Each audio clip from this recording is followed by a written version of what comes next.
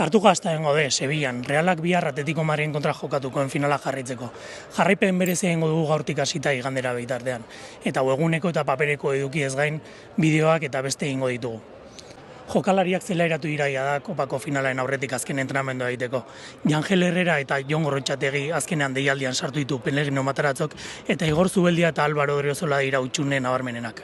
Neurketa handia, neurketa berezia, final bat, azkenean aurrean okagun taldea oso talde potentea da, Barça bezalako talde bat bota dute Championsetik orain da oso gutxi, behaiek bai ustez konfiantza eta momentu honean datozela, baina gure sinisten dugu, konfiantza handia dugu gure planean, gure egin beharrekoetan eta gogotxu. Eguerditik aurrera Sevillako erregunea Real zalez betetzen hasi da, eta bihar 26.000 zaletik gora espero dira Kartuja estadioan, taldeari kopa irabazten laguntzeko. Gaur bezala beroa nagusi izango da, bihar ere 30 gradutik gorako tenperaturekin.